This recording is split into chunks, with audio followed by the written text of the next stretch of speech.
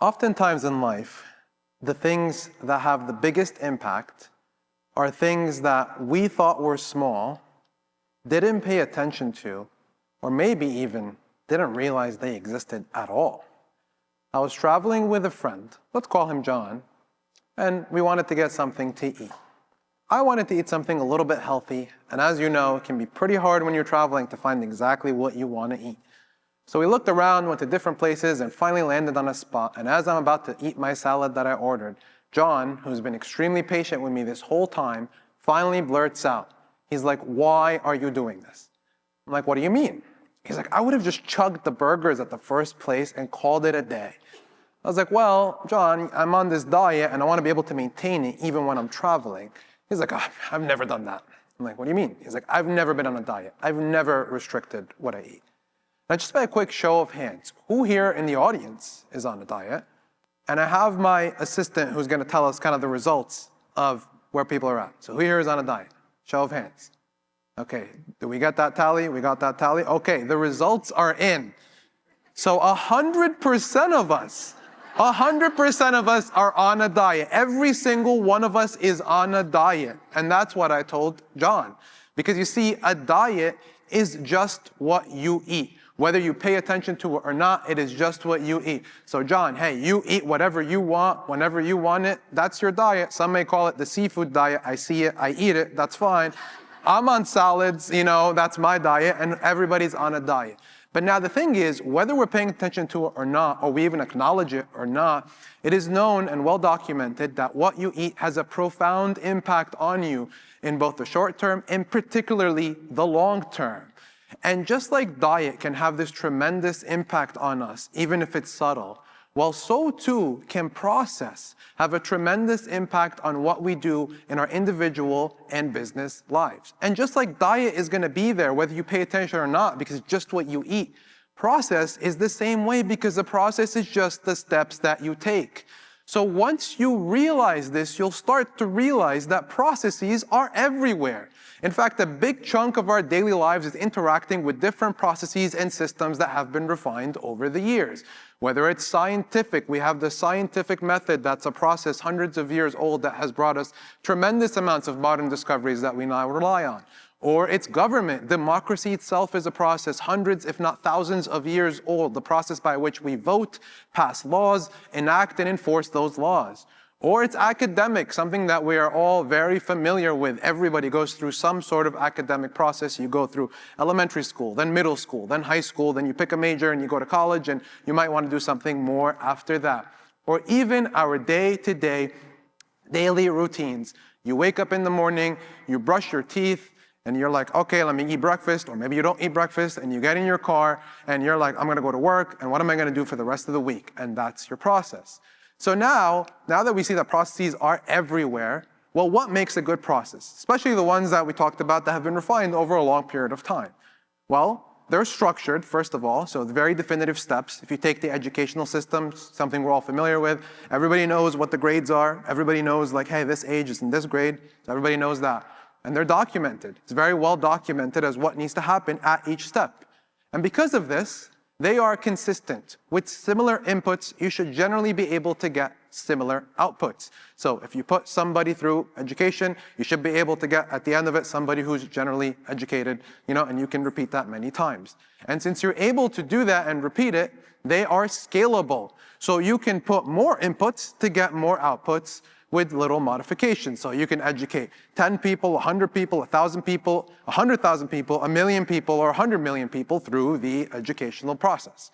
And any good process will also need to additionally be trackable. So you want to be able to have metrics for success and look at them and understand how you're doing, because the best processes use that to evolve over time. And a lot of what we've talked about so far have been refined over years and years and years. Okay, awesome. So processes can have some impact, some outcome. But it's not really just that. A good process can actually change the world. And in order for me to really demonstrate this to you, let's go back in time a little bit. Let's go back to the year 1913. Automobiles had been invented, and they want to bring automobiles as a new way to change the way people commute, people go to work, people interact, people live, cities are built, really everything throughout both the US and the world. Only problem is, they couldn't make them fast enough, and they couldn't make enough of them. Until, in 1913, Henry Ford pioneered the assembly line. Now, what is the assembly line? The assembly line is just a manufacturing process, but it is a process upon which the entire modern industrial era is built. Everything that we use today, everything generally came from some sort of factory, that came from some sort of process that was an iteration or a variation of the assembly line process pioneered in the 1900s. So one process changed the entire world. Okay, so you're gonna say, okay, you convinced us. You know what? Processes are important. I should probably pay attention to this because it's there whether I like it or not. So now, what do we do? What do we do? Well, great, I'm glad you asked. I'm going to show you our 8-step framework for coming up with a process. But before that, I want you to step back into that time machine.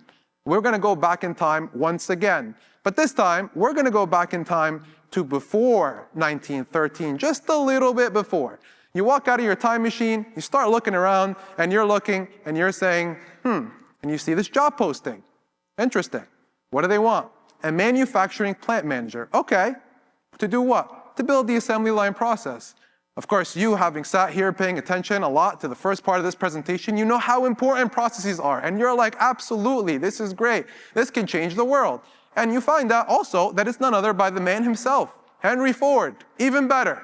Why not be part of that? So you take the job and you start, and now you're ready to go. Now your first day, you're starting, you're like, okay, where do I start?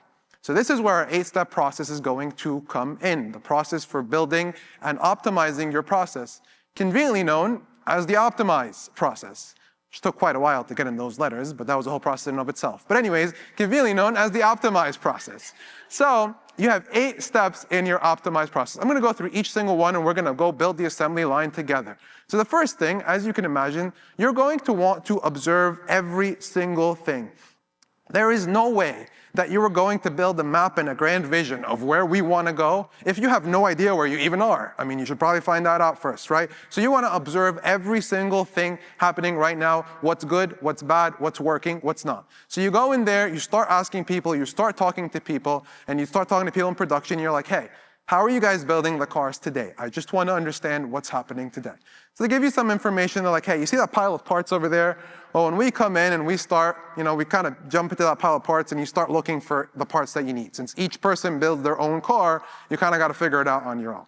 After that, they don't really have a set instruction manual, so we kind of ask around, and maybe sometimes we find some notes, and then, hope that you can kind of figure it out.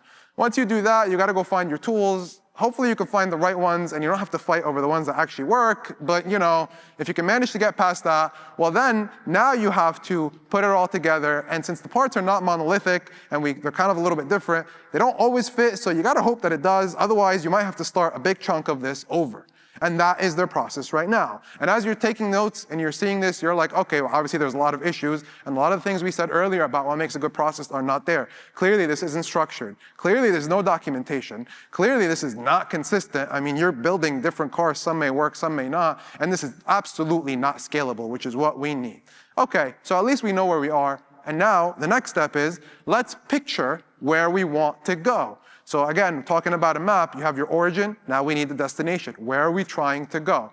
I'm sure you have ideas of where you're trying to go, but in this case, we're gonna go to the stakeholder, which Henry Ford himself, who hired us, and we're gonna go walk into his office and be like, hey, Mr. Ford, I know you hired us here, I'm getting a lay of the land for what's happening. I just wanna sit down with you and talk to you. Give me exactly what you're trying to do, very specifically. Okay, he's like, glad you asked. Well, the first thing is, I wanna build more cars, obviously. But I don't just want to build more cars. I want to build a lot more cars. I want multiples of what I have right now. And in order to do that, well, it's going to need to happen faster. I'm going to need to build these cars faster, much faster than what I'm doing right now. And you know what? I want this to even be done cheaper than what happens right now, because I want the middle class to be able to afford them en masse. You're thinking to yourself, you're like, okay, this sounds pretty ambitious. That's kind of trying to get the best of every world at the same time. But you already took this job and you got to figure it out. So you're like, okay, thank you, Mr. Ford. You say nothing and you walk back over to your desk where you're going to sit down and now tailor. And this is where you're gonna sit down and really draw that map. You have the origin, you have the destination, and you're figuring out how to get there. And one way to think of this is it's like a very elaborate, complicated game of Legos. But it's a different type of Legos because you're not just trying to fit the pieces together, you actually need to figure out what the pieces even look like and then fit them together. So you sit down and look and you're observing, you're like, okay, well, from what I've observed so far, well, there's clearly some stuff that's happening before we assemble. So there's the pre-assembly, let's have that section. And we're gonna add in here, okay, when we do the pre-assembly, we could actually receive parts and we can organize them so it's not a complete mess and a pile of chaos. We can organize them and that could be done before assembly. Great, now when it comes to assembly, instead of one person building everything, we can break it out into different things so different people can work on them simultaneously. What can we break it out to? Oh, well, we have the body and we have the engine and we have the axle. Wonderful. Then we have to put it all together. So then we're gonna finalize the car, we're gonna put final assembly and paint it, and we should probably do something like after that with quality and before we ship it out. So then you broke it out, now you have these 4 chunks of things and you start organizing within them so that you get the process that's going to give you the results that you need. So now, you've mapped out the process. Wonderful. Now comes the hard work of actually implementing it. So this is where you put everything that you've mapped out to life.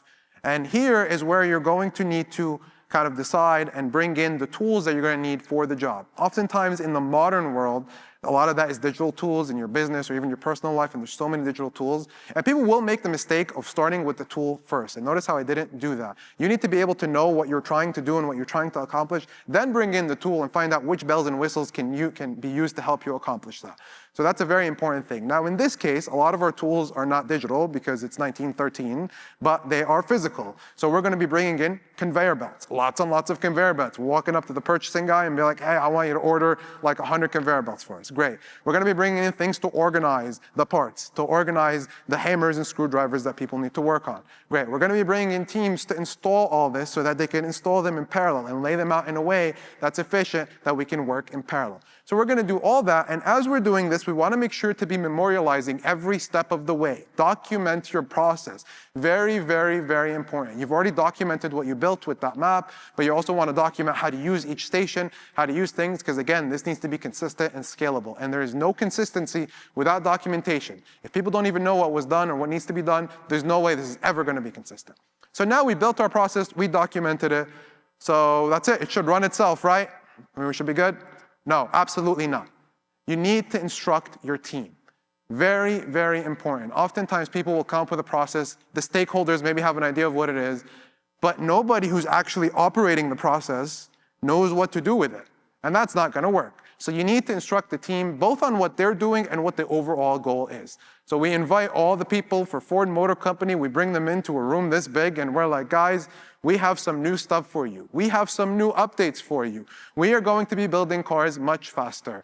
And we are going to make it easier for you. You don't have to run around anymore and bump into your coworker and fight for tools and carry and do everything on your own. All you gotta do is focus on your own individual station. And we're going to give you instructions on how to do your individual work. And we're gonna give you a manual that we've memorialized previously, showing you in case you forget how to do something on your station. So now people know what they're supposed to be doing and what the grand goal is that they're all working towards, so everybody is on the same page. And once we've done that and things start cranking and things start going, you want to zoom in, out, and sideways. For lack of a better word, you just want to be able to monitor what's happening so that you can evolve the process over time, which we said again, a good process is constantly evolving. Just like I need to evolve this so the next time it's less than 8 steps. But a good process always needs to be evolving. So you're going to do that. Then what's the results in the end? Well, it used to cost us, in 1908, we would sell a car for about $825. We were able to bring this down to around $250 by 1925 by iterating over time. So it's almost a 70% reduction. And then time-wise, it used to take 12.5 hours. And of course, it takes longer, right? I mean, if we're building them for that much cheaper, it must take a little bit longer. No. Only 1 hour and 33 minutes a car. Because now we're doing it in parallel. Instead of one person responsible for doing everything, it's just moving. The parts are moving to them. They're not moving to the parts. And we're building it almost 87%, almost 90% faster, which said differently means that we can put out cars almost 1,000% faster than we could before. Which if I had told you, like, hey, if you have a process, you could do things 10 times faster, most people would be like, you're crazy, right? But that's the power of processes and how much they can transform. So again, we have our 8-step optimized framework. You're gonna observe, understand where you are, picture where you want to go, tailor out the process and the components to get you to where you want to be. You're going to then implement that whole map that you built out. Make sure you're documenting so that you can instruct your team, monitor, zoom in and out, and then evolve the process over time. And this isn't just for one example or for one thing. This is with anything in your individual life. We talked about diet in the beginning being similar to process. Well, not only is diet similar to process, but incidentally, a diet is also a process. So if you want it to be more healthy, well, you would need to understand what you're doing today. Understand, talk to your health professional or doctor or coach or whatever. Where do you want to go? Start thinking, how am I going to get there? Start implementing, buying the right foods, getting the right tools, the right habits, writing down everything you're doing, looking around, making sure that it's working, and then evolving it over time. So now that you understand how important processes are, how ubiquitous they are, that they are everywhere, and the impact that they can have on outcomes, what are you going to work on? Ask yourself, what are you going to work on from your own life, whether it's your individual life, at a community level, organizational level, or your business. And don't wait. Start today. Because if you take control of your processes, you can take control of your outcomes. And if you take control of your outcomes, you can take control of your life. Thank you.